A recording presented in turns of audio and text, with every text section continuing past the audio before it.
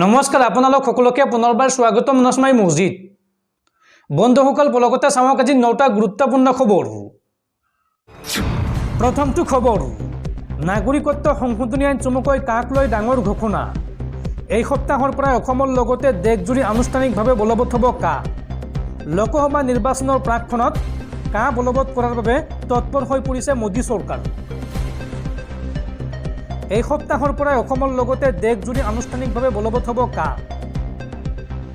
কা বলবৎ কৰাৰ বাবে তৎপৰ হৈ পৰিছে মোদী চৰকাৰ লোকসভা নিৰ্বাচনৰ প্ৰাকখনত কা বলবৎ কৰিবলৈ সাজু হৈছে মোদী চৰকাৰ উল্লেখযোগ্য যে বৰ্তমানৰ উচ্চতম ন্যায়ালয়ত বিচাৰাধীন হৈ আছে কা কিন্তু তাৰ পিছতো এই সপ্তাহৰ পৰাই কা বলবৎ কৰাৰ সিদ্ধান্ত গ্ৰহণ কৰিছে মোদী চৰকাৰে কাই পাকিস্তান আফগানিস্তান আৰু বাংলাদেশত ধৰ্মীয় নিৰ্যাতনৰ বলি হোৱা হিন্দু লোকসকলক ভাৰতত নাগৰিকত্ব প্ৰদান কৰিব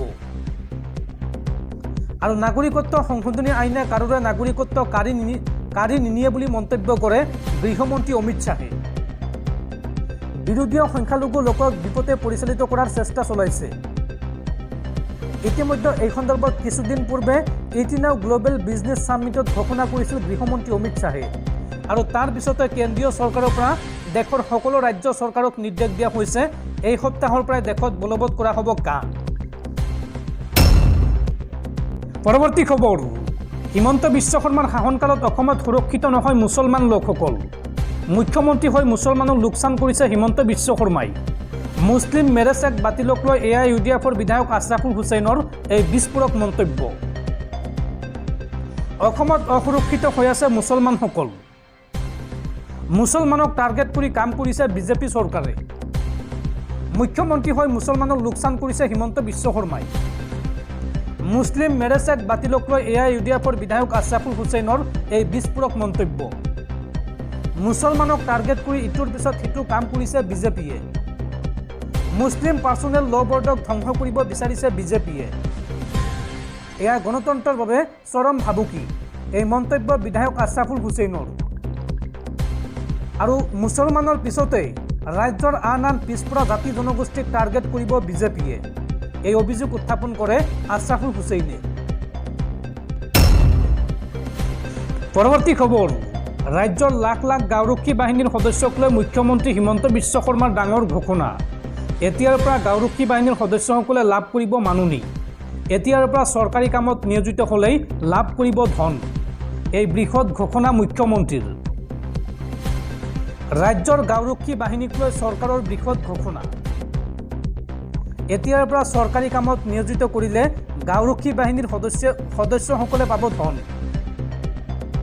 চৰকাৰে গাঁওৰক্ষী বাহিনীৰ বাবে আনিলে নতুন সংশোধন গাঁওৰক্ষী বাহিনীয়ে গাঁওখনক নিৰাপত্তাহে দিয়ে এয়া এক স্বেচ্ছামূলক সেৱাহে যদিহে গাঁওৰক্ষী বাহিনীৰ লোকক নিৰ্বাচনী কামত নিয়োগ কৰে বানপানীৰ সাহায্য প্ৰদান আদিত নিয়োগ কৰে তেন্তে তেওঁলোকে পাব মাননি কিন্তু গাঁও সুৰক্ষাৰ বাবে কোনো ধৰণৰ টকা পইচা দিয়া নহয় বিধানসভাৰ মজিয়াত এই ঘোষণা মুখ্যমন্ত্ৰী ডক্টৰ হিমন্ত বিশ্ব শৰ্মাৰ বন্ধুসকল তাৰপিছত 4 নম্বৰ খবৰটো জনোৱাৰ আগতে আপোনালৈ এটা সৰু ৰিকুৱেষ্ট যদি তেওঁলোকে এইটো ভিডিঅ'ত লাইক কৰা নাই তেন্তে প্লিজ এটা লাইক কৰি দিয়ক আৰু এনেকুৱা ধৰণৰ নতুন নতুন ভিডিঅ' পাবলৈ চেনেলটো ছাবস্ক্ৰাইব কৰি কাষত থকা বেল আইকনটো প্ৰেছ কৰি ৰাখক পৰৱৰ্তী খবৰ ৰাজ্যত বন্ধ হ'ল সেৱা আৰু অসম উচ্চতৰ মাধ্যমিক শিক্ষা সংসদ এই সন্দৰ্ভত অসম বিধানসভাৰ সদনত গৃহীত হ'ল the Assam state school education board বিধেয়ক আৰু এই বিধেয়ক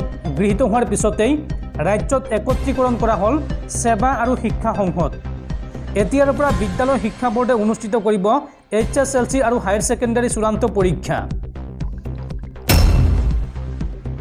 পৰৱৰ্তী খবৰ সমাগত 2024 লোকসভা নিৰ্বাচন অচিৰে ঘোষণা কৰা হ'ব লোকসভা নিৰ্বাচনৰ দিন এই সন্দৰ্ভত প্ৰস্তুতি সম্পূৰ্ণ নিৰ্বাচন আয়োগৰ সমাগত 2024 লোকসভা নিৰ্বাচন ৰাজ্যত পূৰ্ণগতিত চলি আছে নিৰ্বাচনৰ প্ৰস্তুতি নিৰ্বাচনৰ দিন ঘোষণা কৰিবলৈ সাজু হৈছে দেশৰ নিৰ্বাচন আয়োগ মাৰ্চ মাহৰ দ্বিতীয় সপ্তাহত লোকসভা নিৰ্বাচনৰ অধিসূচনা জাৰি কৰাৰ সম্ভাৱনা আছে এইবাৰ 3টা পৰ্যায়ত অনুষ্ঠিত হ'ব লোকসভা নিৰ্বাচন আৰু প্ৰস্তুতি প্ৰায় সম্পূৰ্ণ হৈ উঠিছে ৰাজ্যসমূহত নিকা আৰু স্বচ্ছ নিৰ্বাচন অনুষ্ঠিত কৰাৰ বাবে তৎপৰ হৈ পৰিছে নিৰ্বাচনী আয়োগ। নিৰ্বাচনী আয়োগৰ এই প্ৰস্তুতিয়ে সোনকালে নিৰ্বাচনৰ দিন ঘোষণাৰ সম্ভাৱনা প্ৰকট কৰিছে। পৰৱৰ্তী খবৰ, নিৰ্বাচনৰ প্ৰাকক্ষণত পুনৰ বিপদত পৰিছে APCCৰ সভাপতি ভূপেন বৰা। APCCৰ সভাপতি ভূপেন কুমাৰ বৰালৈ এইবাৰ CIDয়ে জাৰি কৰিছে চমন। অহা 2 মাৰ্চত CIDৰ কাৰ্যালয়ত হাজিৰ হোৱাৰ নিৰ্দেশ দিয়া হৈছে। ভাৰতজোৰা নেযাত্ৰাত খানাপাৰাত সৃষ্টি হোৱা অপ্ৰীতিকৰ পৰিস্থিতিক লৈ CIDয়ে জাৰি কৰিছে চমন। পৰৱৰ্তী খবৰ, ৰাজ্যৰ লাখ লাখ চৰকাৰী কৰ্মচাৰীলৈ ডাঙৰ খবৰ। OPS আৰু NPSক লৈ ডাঙৰ ঘোষণা মুখ্যমন্ত্ৰী হিমন্ত বিশ্ব শৰ্মাৰ। ৰাজ্যত কোনো কাৰণতে বলবৎ কৰা নহয় পুৰণি পেঞ্চন নীতি চমুকৈ OPS অনুসৰি পেঞ্চন দিলে ৰাজ্য চলাব নোৱাৰা অৱস্থা হৈ যাব। আগন্তুক 5 বছৰৰ ভিতৰত ভাঙি যাব অসম চৰকাৰ। এই মন্তব্য মুখ্যমন্ত্ৰীৰ। OPS আৰু NPSক লৈ ডাঙৰ ঘোষণা মুখ্যমন্ত্ৰী হিমন্ত বিশ্ব শৰ্মাৰ। OPS অনুসৰি পেঞ্চন দি থাকিব লাগিলে ৰাজ্যৰ অৱস্থা খুবেই বেয়া হৈ যাব। ৰাজ্য চলাব নোৱাৰা অৱস্থা হৈ যাব। OPSৰ নামত ইমান ধন দি থাকিলে ৰাজ্য চলাবলৈ অসুবিধা হ'ব। মুখ্যমন্ত্ৰী হিমন্ত বিশ্ব শৰ্মাই স্পষ্ট কৰিলে নিজৰ স্থিতি।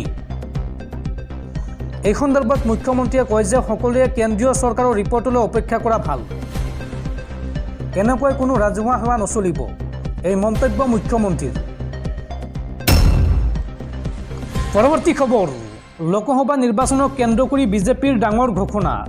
অসমৰ 14টা লোকসভা সমষ্টিক লৈ গঠন কৰা হৈছে বিশেষ কমিটি আৰু এই সন্দৰ্ভত অহা 28 ফেব্ৰুৱাৰীত সম্ভাৱ্য প্ৰাৰ্থীৰ তালিকালৈ দিল্লীলৈ উৰা মাৰিব মুখ্যমন্ত্ৰী হিমন্ত বিশ্ব শৰ্মা আৰু ৰাজ্যিক বিজেপিৰ সভাপতি ভৱেশ কলিতাই। লোকসভা নিৰ্বাচনক লৈ অধিক তৎপৰ বিজেপি। অসমৰ 14টা লোকসভা সমষ্টিক লৈ গঠন কৰা হৈছে বিশেষ কমিটি। প্ৰতিটো সমষ্টিৰ বাবে নিযুক্তি দিয়া হৈছে 12 গৰাকী আহ্বায়ক আৰু 12 গৰাকী সহ আহ্বায়কক। এই কমিটিয়ে প্ৰস্তুত কৰিব লোকসভা নিৰ্বাচনৰ প্ৰাৰ্থীৰ তালিকা। মঙলবাৰে এই কমিটিয়ে দিব লাগিব প্ৰতিবেদন আৰু তাৰ পিছতে 28 ফেব্ৰুৱাৰীত সম্ভাৱ্য প্ৰাৰ্থীৰ তালিকালৈ দিল্লীলৈ যাব মুখ্যমন্ত্ৰী হিমন্ত বিশ্ব শৰ্মা আৰু ৰাজ্যিক বিজেপিৰ সভাপতি ভৱেশ কলিতাই। পৰৱৰ্তী খবৰ, উকা হৈ পৰিল গজলৰ জগতখন। দীৰ্ঘদিনীয়া অসুস্থতাৰ অন্তত মৃত্যু হ'ল গজল শিল্পী পংকজ উদাখৰ। মৃত্যুৰ সময়ত তেওঁৰ বয়স আছিল 73 বছৰ। গজল শিল্পীজনৰ কন্যা নায়াব উদাসে ইনষ্টাগ্ৰামৰ জৰিয়তে দিলে এই দুখবৰ। পৰৱৰ্তী খবৰ, ঘুষখোৰৰ পিছত ৰাজ্যত এইবাৰ চলিব ঘুষখোৰৰ বিৰুদ্ধে অভিযান। আৰক্ষী মণ্ডল চক্ৰ বিষয়া সকলো চৰকাৰী কৰ্মচাৰীক নাকি লগাব ৰাজ্য চৰকাৰে। এইবাৰ নতুন পদ্ধতিৰে ঘুষখোৰৰ বিৰুদ্ধে ৰাজ্যত চলোৱা হ'ব অভিযান। এই বৃহৎ ঘোষণা মুখ্যমন্ত্ৰী হিমন্ত বিশ্ব শৰ্মাৰ।